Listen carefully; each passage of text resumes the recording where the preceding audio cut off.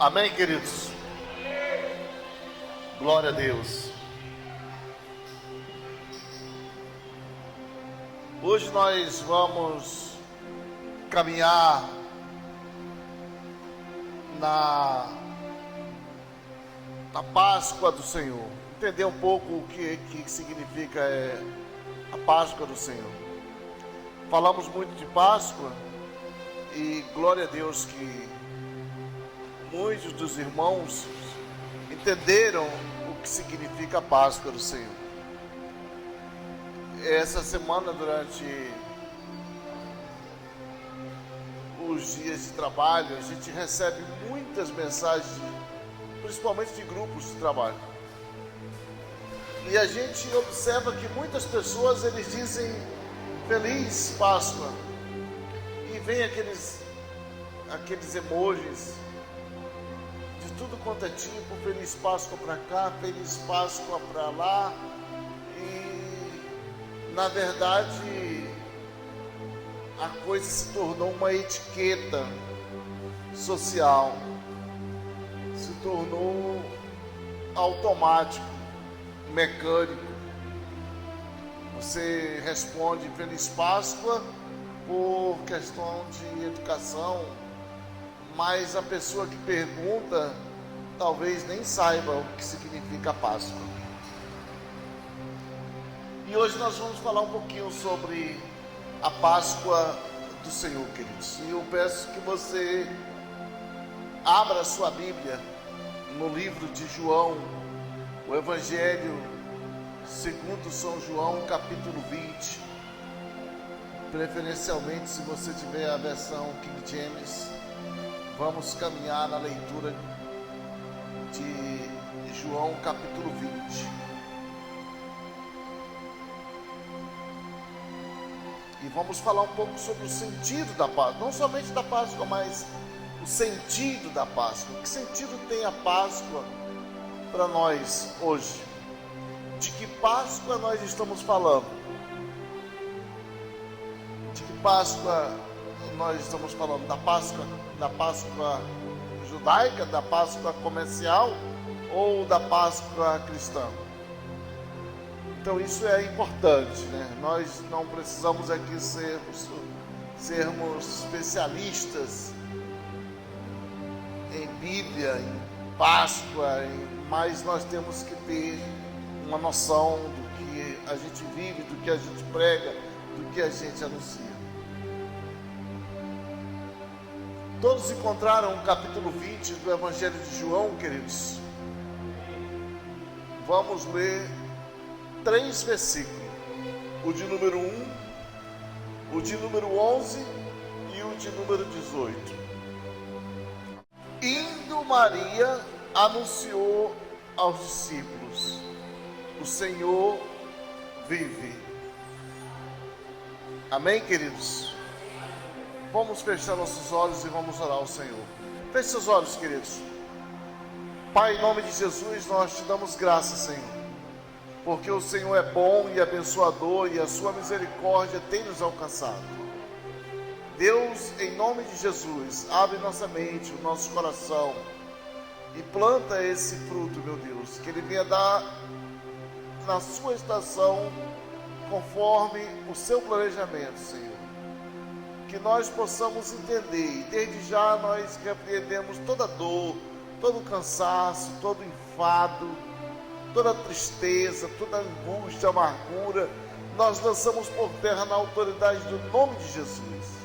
Queremos estar com o coração e com a mente refrigerada, Senhor, para ouvir a Tua palavra. Fala conosco, Senhor, que nós, Teus servos, escutamos.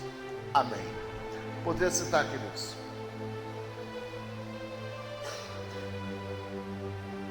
A Bíblia diz que no versículo número 1 desse capítulo 20 do Evangelho de João, que Maria Madalena,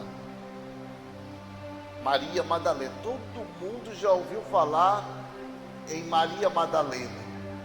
E quando a gente ouve falar em Maria Madalena, a gente associa esse nome a uma coisa ruim. Eu já ouvi muitas pessoas, pregadores, diáconos, irmãos aí, velhos, crentes antigos, e quando eles vão se referir a Maria Madalena, eles se referem como se fosse uma prostituta, uma mulher que vivia na zona. E na verdade, queridos, eu não sei de onde essa turma tira isso, porque a Bíblia não fala isso. Nunca falou. O mais próximo que aconteceu foi no século VI, quando a Igreja Católica começou essa difamação a respeito de Maria Madalena. Aqui no Brasil tem uma cidade chamada São Paulo, e ali tem uma zona, Baixo Meretriz lá, e é chamado da Vila Madalena. Hoje está civilizada, mas já foi mais pesado a bala. Era uma zona boêmia, e eles denominaram aquela região de Vila Madalena. Mas não é só em São Paulo, em alguns lugares do mundo, eles associam Madalena a uma reles baixa. Isso não tem base bíblica. Muito pelo contrário. Muito pelo contrário. A Bíblia diz que Madalena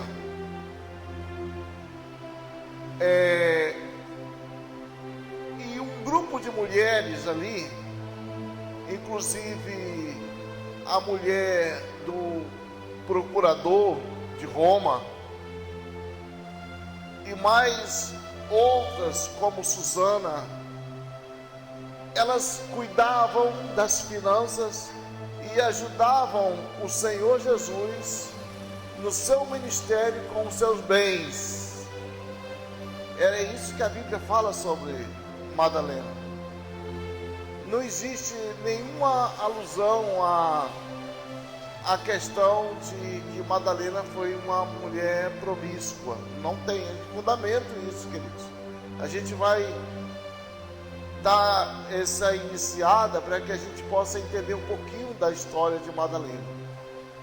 Maria de Magdala é a terra onde ela nasceu. Magdala é a região onde Maria nasceu, por isso chamavam de Maria Madalena. Mas até hoje, se você der uma googada ou der uma pesquisada aí, você vai encontrar em várias enciclopédias lá que Madalena é a protetora das mulheres solteiras, das mães solteiras, e por aí vai descaracterizando, depreciando o caráter de Madalena. Mas isso não tem base bíblica. Não existe nenhuma base bíblica para isso. Então a Bíblia diz que, indo Maria Madalena, no primeiro dia da semana, ainda cedo, antes do clarear do dia, isso é o versículo de número 1. Antes do clarear do dia, ainda escuro, ela foi ao sepulcro com outras mulheres.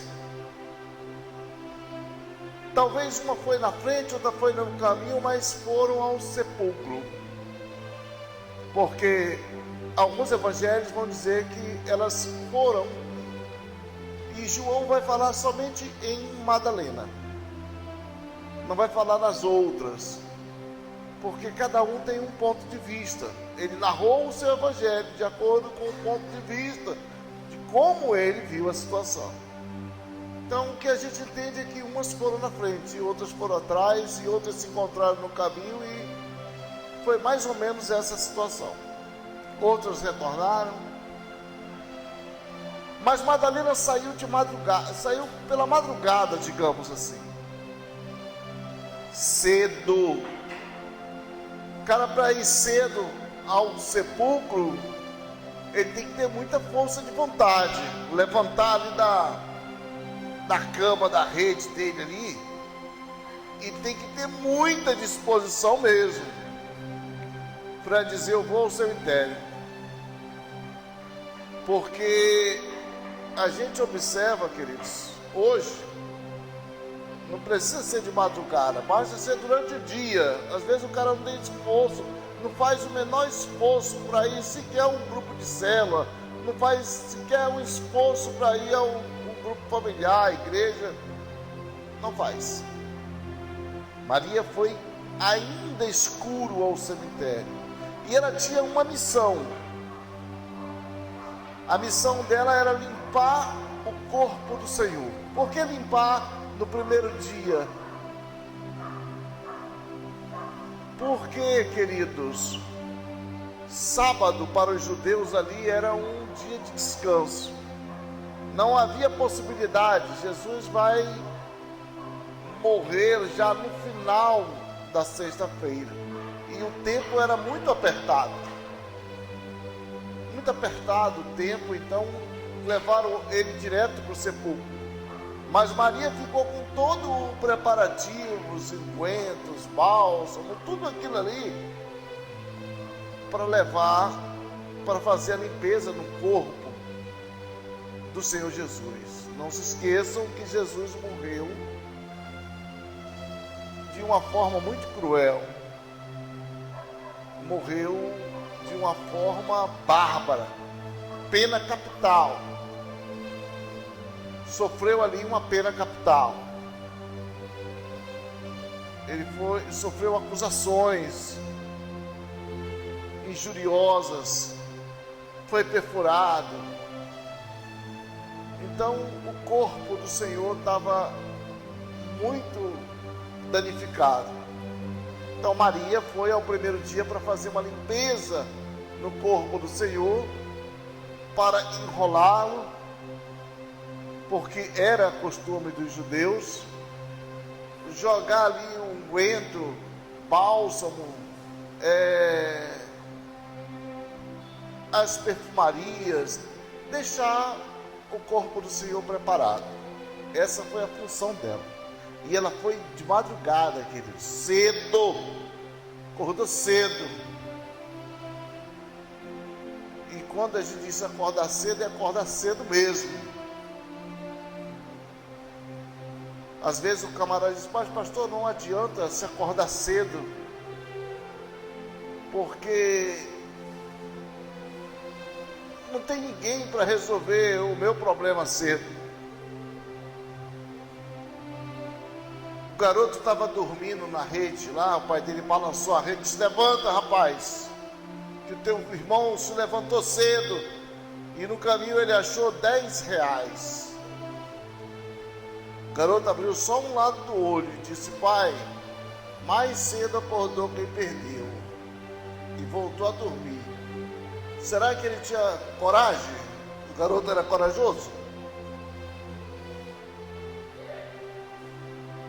Coragem, queridos. Maria Madalena tinha coragem.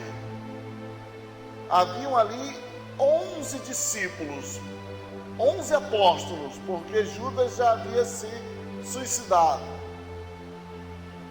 Um traiu, outro negou e o resto comeram. Mas Maria Madalena, ela não arredou 1 centímetro o pé dela. Até na crucificação ela estava lá ao pé da cruz. Estava lá ao pé da cruz. E Maria Madalena, queridos, ela morava longe, não era perto. Não tinha Uber, não tinha motor Uber, nem ônibus, não tinha metrô, não tinha nada. Mas ela percorreu 120 quilômetros. 120 quilômetros. Presidente Figueiredo, Manaus. 120 quilômetros Maria Madalena percorreu para estar naquela semana tumultuosa, de tristeza, de dor, vendo o seu Salvador ali derramar o seu sangue na cruz. 120 quilômetros, querida, ela não mediu esforço. Que foi para Jerusalém. Falar em 120 quilômetros, hoje o cara pira. Diz, não vou não, é muito longe. 50 quilômetros vou, nada, é longe demais. 10 quilômetros não vou não. 5 quilômetros tem Uber, vai. Como é que funciona? Ele começa a medir todos os obstáculos. Mas Maria Madalena, não me pergunte como ela foi. Ela foi, percorreu 120 quilômetros. Passou uma semana muito cansada. E no primeiro dia da semana ela se levanta pela madrugada. O sol não havia ainda sequer nascido. E ela vai até o sepulcro. Mais uns 5 quilômetros. Porque Jesus foi crucificado fora da cidade. Percorre mais 5 quilômetros daquelas ruas. Difícil, porque hoje está tudo bonitinho, asfalto aí, tudo, na época não tinha asfalto, queridos. E ela foi. A gente, para tentar entender a lógica, a gente tem que se aprofundar nesses detalhes. E aí você vai começar a extrair um monte de verdades que você não sabia. Os homens correram todos, não ficou ninguém. Mas sobrou ela, Maria Madalena. E ela vai até o sepulcro do Senhor. Chegando lá, ela encontra o sepulcro vazio, a pedra removida. A pedra removida. Encontra ali uns lençóis caídos e um lenço dobrado no canto. Então ela volta e comunica esse fato aos discípulos. Vai na casa de um por um, queridos, e vai anunciar lá que roubaram o corpo do Senhor. E os discípulos vieram até o sepulcro para se certificar daquilo ali. Eles não entendiam que Jesus disse, olha, ao terceiro dia iria ressuscitar. Maria volta novamente ao sepulcro e a Bíblia diz lá no versículo 11 que ela vai sentar diante do sepulcro e vai chorar. Vai se derramar ali em prantos, queridos. Vai chorar profundamente. Por que ela vai chorar profundamente? Porque ela vai lembrar das coisas que Jesus fez. Jesus ressuscitou mortos. E ela ali via o seu Salvador numa situação difícil. Jesus curou muitas enfermidades. E a cabeça dela começa a mexer. Bem, meu Salvador ressuscitou mortos, ressuscitou Lázaro, ressuscitou lá o filho da viúva. E quantos mais outros ele ressuscitou lá a garotinha lá. Mas, e ele não conseguiu ressuscitar? Jesus repreendeu o vento, mexeu com a natureza, caminhou sobre as águas, multiplicou pães. Tudo isso Maria Madalena, ela testemunhou. Expulsou demônios, inclusive dela ele tirou 7 demônios. 7 demônios saíram de Maria Madalena. Tudo isso ela testemunhou. A mente daquela mulher talvez estivesse muito mexida, muito fragilizada. Ela estava ali numa situação de uma fragilidade inexplicável. Não dá para explicar. Não dá para explicar. quem vive uma situação dessa na vida real vai poder ter ideia do que é passar por momentos como esse. Quem perde uma pessoa querida sabe quão grande é a dor de uma separação dessa. Então Maria Madalena ali, ela estava meio que hipnotizada, meio que transtornada, fora de si, mas estava firme nos seus propósitos. Ela dá uma olhada à frente e ela encontra um homem, e ela entende que aquele homem é o jardineiro. A Bíblia, algumas Bíblias vai dizer que ele era o cuidador do cemitério, outros vão dizer, a maioria vai falar que ela entende que é um jardineiro. Então o homem pergunta para ela, diz: mulher, o que buscas, o que tu procura? E ela pergunta para ele: foi você que removeu o corpo do meu Senhor? Se foi você que removeu, diga onde você colocou e eu vou buscar ele.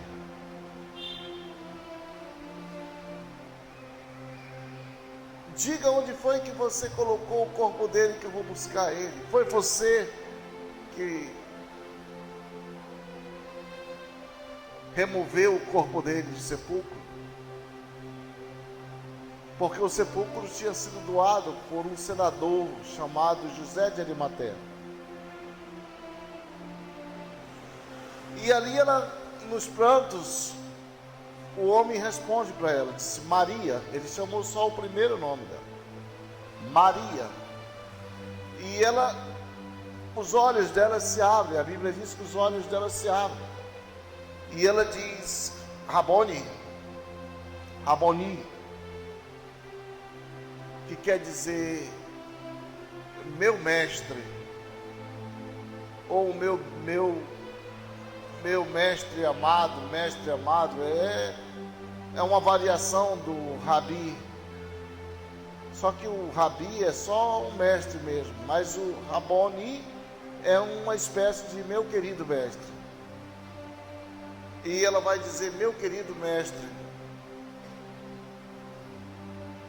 Então ele vai dizer para ela: não me toques, porque eu ainda não subi ao Pai. Mas vai lá aos meus irmãos e anuncia. Então Maria foi a primeira, observe bem, a primeira mulher, o primeiro ser humano a anunciar o Evangelho do Senhor vivo, ressuscitado. Maria foi a primeira a anunciar o Senhor ressuscitado. Ela chega diante dos apóstolos e diz: olha, o Senhor ressuscitou, Ele vive. O Senhor ressuscitou, Ele vive. E isso, queridos, é motivo de alegria para nós. O cristianismo, ele tem toda a sua base, a sua estrutura nesse versículo aí. Nesse versículozinho 18, é ali onde está toda a base do nosso cristianismo. Porque Paulo, o apóstolo, vai dizer que se Cristo não tivesse ressuscitado, a nossa fé era vã. Porque Cristo é a nossa Páscoa, isso é que Paulo vai dizer. Então isso para a gente é motivo de muita alegria, saber que o nosso Redentor vive.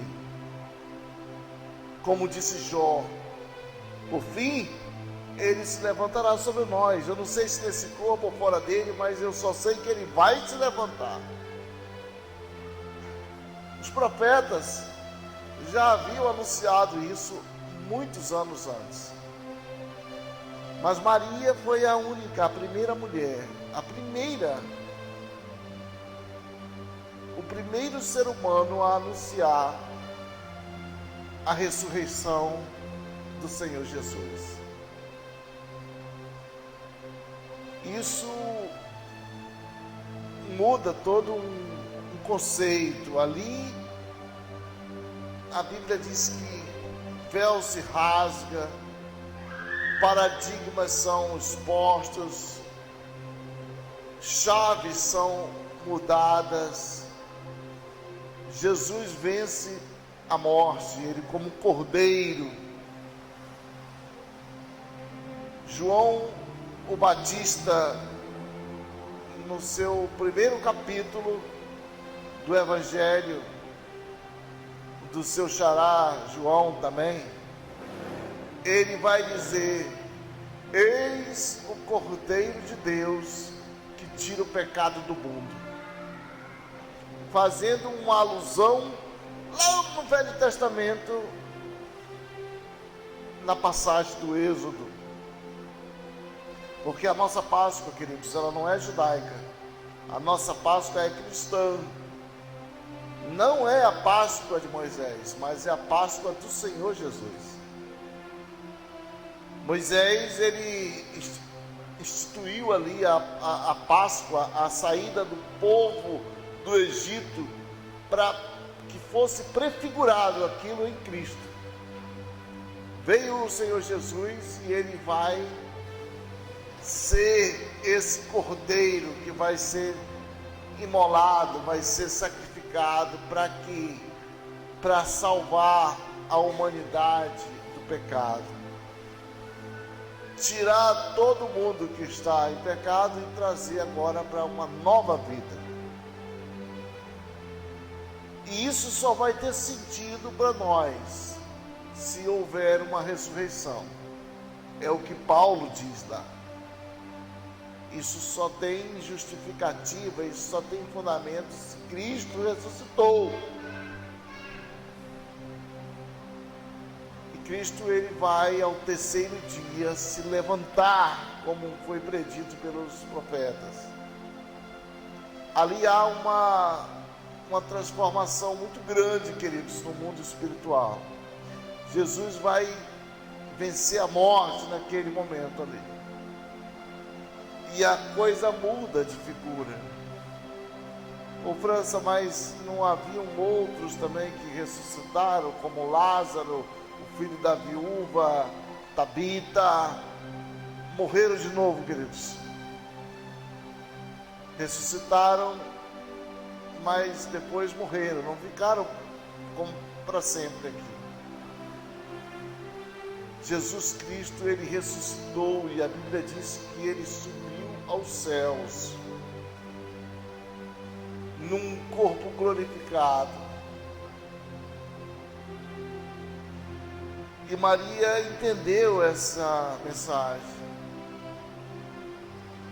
Maria passou por esse sofrimento. Jesus escolheu ela. Poderia ter escolhido outros? Poderia. Mas ela foi a única que permaneceu, que não se afastou nada naquele momento. Esteve com ele em todos os momentos. Até na cruz, quando ele estava crucificado, ela estava lá embaixo. Não se afastou do seu Senhor. Isso para nós, queridos, é motivo de exemplo, sabe? A gente precisa aprender com essas pessoas, aprender profundamente com essas pessoas. O que é uma vida cristã? O que é ser um seguidor de Jesus? É não ser um covarde, é não ser um cara que vai se recolher, é não ser aquele fraco. Ela foi forte, sendo mulher, ela foi forte, firme. Tem cara que ele sequer passa em frente ao cemitério, principalmente à noite, ele já fica com medo. E quando passa, ele ainda faz lá um sinal da cruz. Não sei porquê, mas ele faz. Mas Madalena não, Madalena era intrépida, ela foi lá e fez o que precisava ser feito. O coração em bagaço, a cabeça girando, ela fez o que precisava ser feito.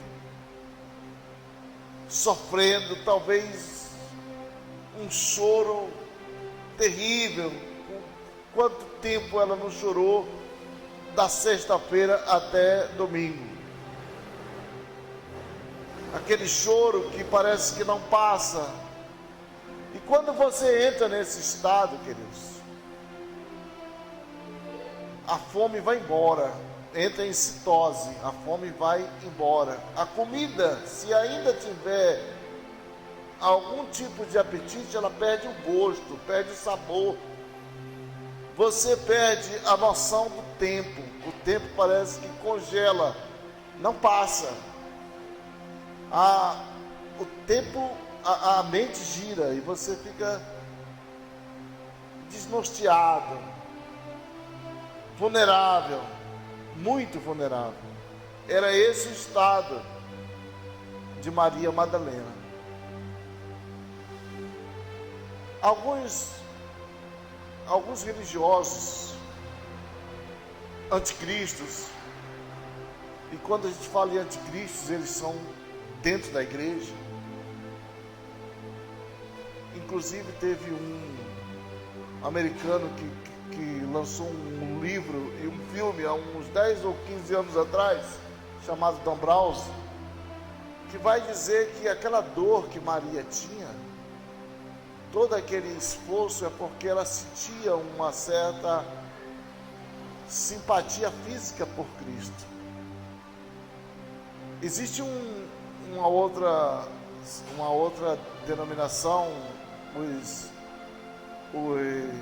Mormons, também eles vão nessa mesma vibe. Inclusive depois eles dizem que Cristo se mudou para a América. Então o delírio tomou conta da mente humana. A pessoa, quando ele não encontra uma forma de adorar, uma forma de reconhecer a sua sujeira, o seu pecado, ele passa a denegrir, ele passa a atacar. Então Maria sofreu muito, queridos, muito. E que mensagem a gente pode aprender com Maria? Que nós nunca fechemos uma porta, sempre deixemos uma porta aberta, uma porta de esperança. Sempre deixemos uma porta aberta, uma porta de esperança. Existe por trás de uma nuvem escura um arco-íris e um sol brilhando do outro lado, queridos. Não podemos esquecer disso. O choro, ele pode até durar uma noite. Talvez ele nem dure uma noite, mas ele pode até durar uma noite, a Bíblia diz. Mas pela manhã vem a alegria de um novo dia. Essas coisas precisam estar constantemente na nossa vida. Devemos pensar assim como cristãos. Quantas pessoas hoje, elas não estão chorando num túmulo de um emprego fracassado, uma faculdade que não foi concluída, uma vida que foi interrompida por alguma consequência uma fatalidade. Quantas pessoas elas não estão chorando por algo que ele não conseguiu realizar, porque ele envelheceu e deixou as oportunidades passarem na sua vida e eles estão chorando. Quantas pessoas, queridos, não choram num túmulo vazio, desesperançadas? Quantas pessoas não choram por uma culpa? Quantas pessoas não choram porque deixaram de realizar alguma coisa na sua vida ou porque fizeram realizar alguma coisa que não deveria ter feito. Esses momentos são momentos para a gente parar e refletir. É momento de passagem, queridos. Passagem. A ressurreição é a passagem da morte para a vida. A Bíblia diz que um dia nós estivemos todos mortos em pecados e o Senhor resgatou todos. Isso é passagem. Resgatou todos, para que todo aquele que nele crê não pereça, mas tenha vida eterna, queridos. Resgatou todos, para que todo aquele que nele crê não pereça, mas tenha vida eterna. Para que você possa parar de chorar num túmulo vazio e lembrar que a esperança não acabou. A esperança permanece em nossos corações. A esperança, queridos, por mais que você diga, não, eu não creio mais, França, eu acho que não tem mais esperança, eu já orei, já chorei, já lamentei, já fiz tudo o que eu podia fazer, e eu não consigo virar essa chave. Eu continuo chorando num túmulo. Há esperança, queridos. E quando ela chega, o Senhor vai te chamar pelo teu nome. Isaías 43 é muito lindo essa passagem. Quando Isaías, ele vai dizer que o Senhor vai chamar você pelo seu nome, como ele chamou Maria. Maria, e ela abre os olhos e diz, Raboni, meu Senhor amado, meu mestre amado. Quando nós comparecermos diante do Senhor, quando o Senhor manifestar a sua glória para você e chamar pelo seu nome. Semana passada nós falamos que não devemos perder as oportunidades, queridos. Devemos estar preparados, porque quando a oportunidade ela bate, nós temos que estar preparados. Ninguém vai dizer, fulano foi salvo porque deu sorte. Não, ninguém vai ser salvo por sorte. Nós somos salvos pela graça de Deus, pela graça do Senhor Jesus Cristo. E quando acontece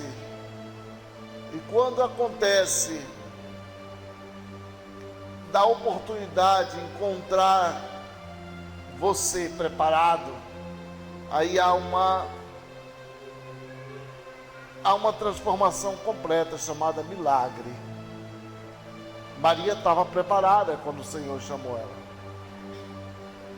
Fez perfeito, fez tudo direitinho conforme manda o figurino.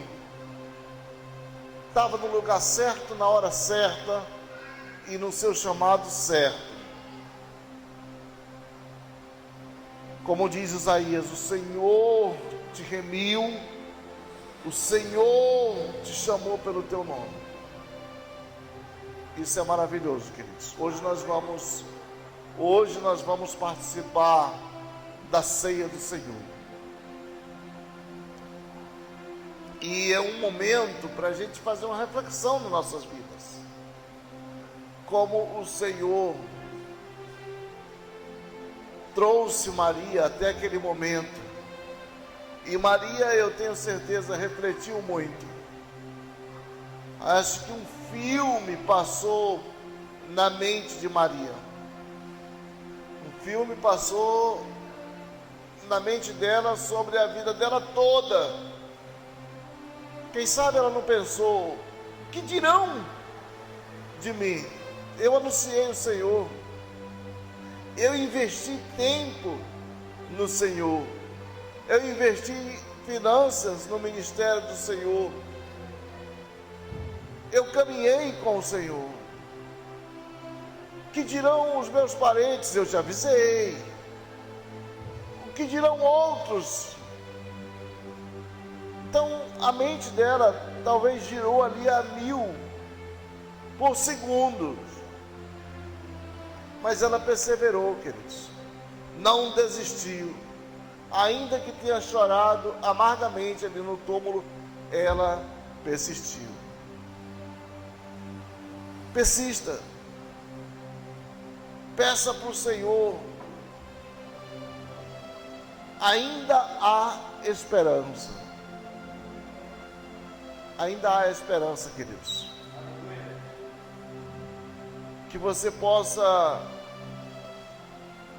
cumprir essa Páscoa como um memorial e lembrar que Feliz Páscoa não é apenas uma etiqueta social. Ela é muito mais do que uma etiqueta social. É a ressurreição do nosso Salvador, daquele que vai nos levar um dia para morar com Ele. E lá nós não iremos morar uma semana, um mês, será toda uma eternidade com o Senhor. Por isso, eu repito, há esperança, queridos. Se hoje alguns se encontram tristes, com o coração machucado, feridos, talvez com a esperança perdida, volte-se ao Senhor. Volte-se ao Senhor, queridos. E chore, mas chore aos pés do Senhor. Não chore em vão. Não chore por falta de esperança. Chore aos pés do Senhor. Como diz o Marcos Nascimento, se queremos a vitória, temos que caminhar chorando, gemendo aos pés do nosso Salvador. Que o Senhor Jesus, Ele nos abençoe, nos dê graça, nos sustente, e que a paz do Senhor, ela esteja conosco todos os dias de nossas vidas. Que você possa refletir nessa Páscoa, que você possa aprender um pouco com essa mulher que foi o símbolo de sabedoria para nós e de um exemplo fantástico para cada um de nós. Amém, queridos?